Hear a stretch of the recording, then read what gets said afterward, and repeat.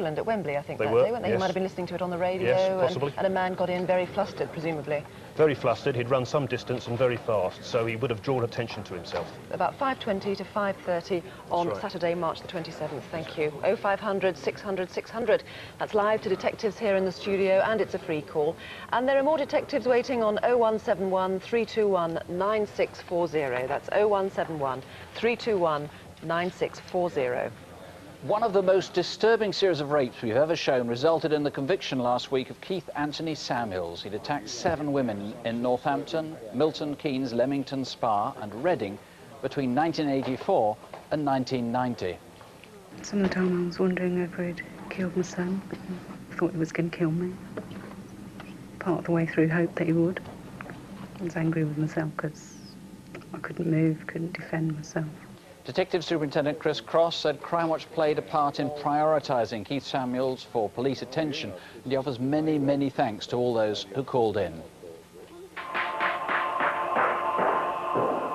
And another serial rape case is coming to trial, this time on the South Coast. Can I go now? We showed how a decade ago girls and women had been attacked in Hampshire. Stuart Morrison has been charged with 7 offences, but that arrest was not in connection with Crimewatch.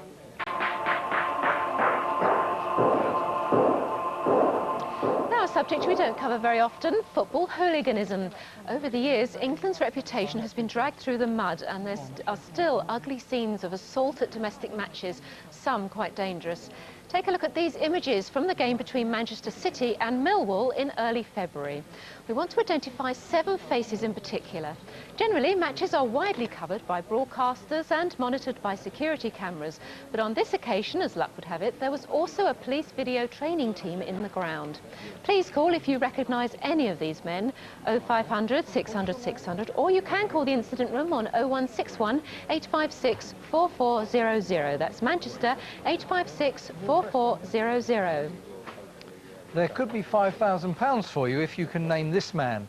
He's medium height, slim, with short dark brown hair and sunken eyes. He has a raised bump on the bridge of his nose and 2 months ago had a goatee beard. Here he is entering a B&Q near Wisbeach in Cambridgeshire. He pulled out a knife and threatened staff into handing over money.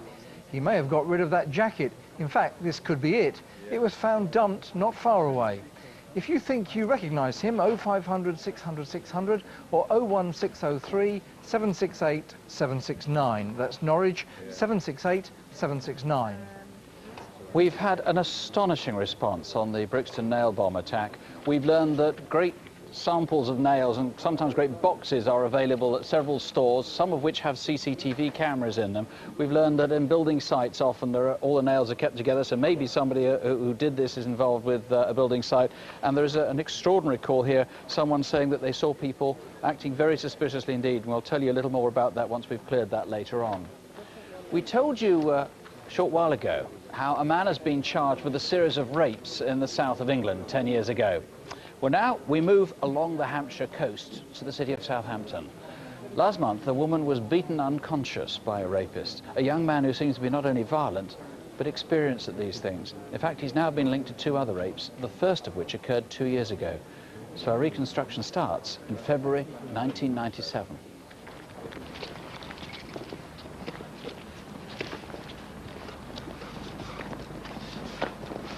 You lost her? Yeah, I'm trying to get to Swadeland. I know a shortcut through the woods. I'll take you there if you like. Early 20s, over 6 foot tall and with a local Hampshire accent. He chatted with her and smoked a cigarette as they walked further into the common. Then he turned on her and raped her. That was 2 years back in the north of Southampton. Then 4 months ago, in the south. OK, and can we have our second mystery guest, please?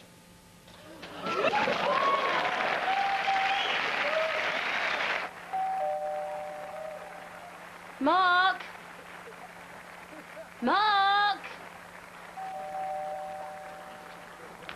OK, gentlemen, your 90 seconds. Mum, what are you doing home? Where are you keep? What's happened? I've been attacked. What? About an hour earlier, in the Woolston Social Club. Come sit down with me now. Come on, Pauline, it's New Year's Eve. I don't care whether wonder it's New Year's Eve. Can you sit down? I'm bored. Look, Gary's at the bar, and I'm just going to go and talk to him, right? No, Derek, sit down. Pauline, I'm not having any more of this. I'm going to the bar, and I'll be there for 5 minutes, okay? No. Derek! I had a couple of words with my husband, nothing special, but I was in a bit of a mood anyway, and decided to walk home.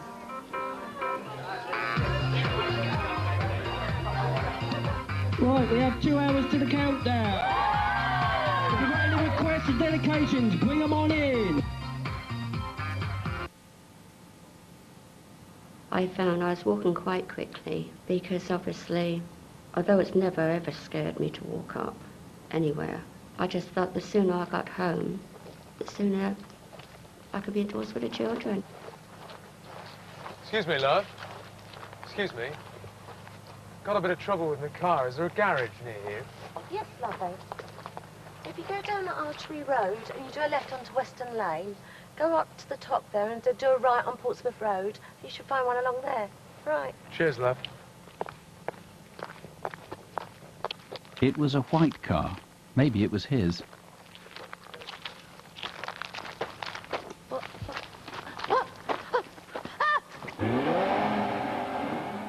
I'm bored. I said I'm bored. Bloody PlayStation. Can't we watch some telly? Oh! You're so annoying. I was walking over to Vinny.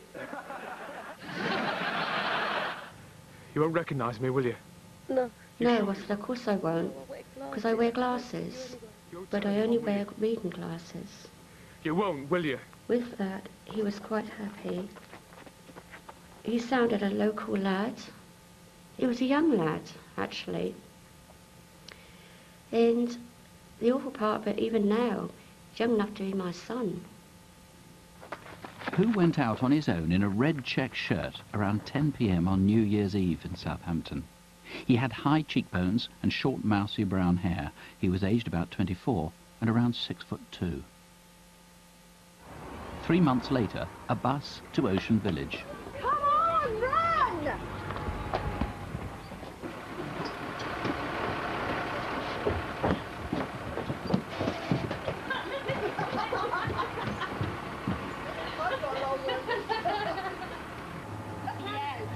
I don't normally go out clubbing and things like that. I've done all that. So they used to ask me all the time for it to go out, and I used to be like, no, I've got a baby to think about now, and I can't go out every weekend spending money on drinking or whatever. But I just fancied going out, fancied going out and having a dance.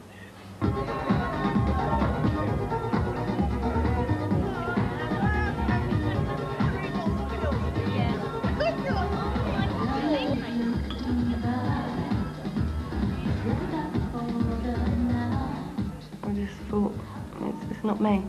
I'm past it. I thought, no, it's not my scene. I don't want to be here. I want to go home. They have a good bunch of girls. They wouldn't let anyone go off on their own, or they would have made me stay. And I thought, well, that's it. I'm going home now. And just left.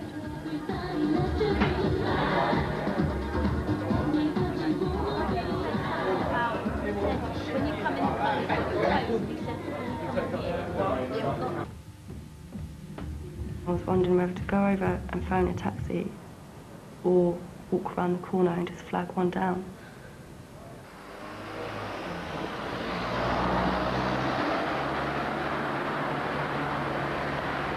Taxi!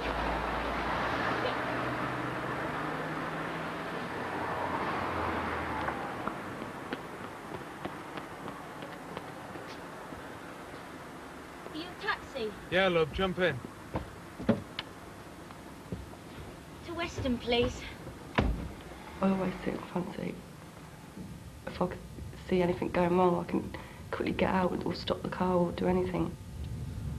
Where are you going? You've gone the wrong way. I said you've gone the wrong way. It's over the bridge.